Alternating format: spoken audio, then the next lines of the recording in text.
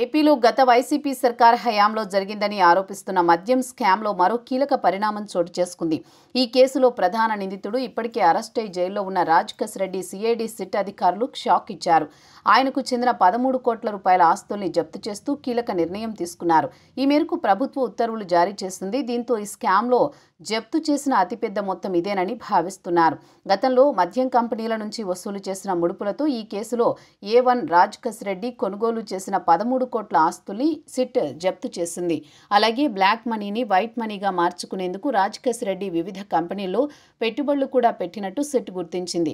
వీటిపై కోర్టు ద్వారా తదుపరి చర్యలు తీసుకునేందుకు సిట్ రంగం సిద్ధం చేస్తోంది. దీంతో మద్యం కేసులో A1 రాజకేశ్ రెడ్డికి ఉచ్చు బిగుస్తోంది.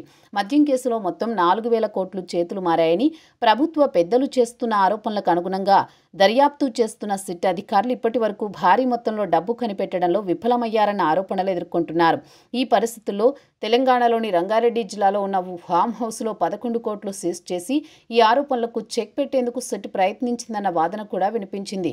చివరికి ఆ 11 కోట్లను ఏసీబీ కోర్టు ఆదేశాలతో వీడియోగ్రఫీ చేసి మరీ స్టేట్ బ్యాంక్లో డిపాజిట్ చేశారు. ఇప్పుడు రాజకేశ్ రెడ్డికి చెందిన 13 కోట్ల ఆస్తుల్ని జప్తు చేశారు. మిగిలిన డబ్బు ఎటు వెళ్లిందో కనిపెట్టడం సిట్కు సవాల్గా మారుతోంది.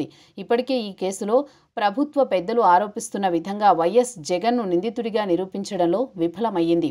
ఇప్పుడు మనీ ట్రయల్ నిరూపించడంలో విఫలమైతే మద్యం స్కామ్ తేలిపోవడం ఖాయమనే చర్చ జరుగుతోంది. ఇలాంటి పరిస్థితుల్లో రాజకేశ్ రెడ్డి ఆస్తుల జప్తు చర్చనీయాంశమవుతోంది.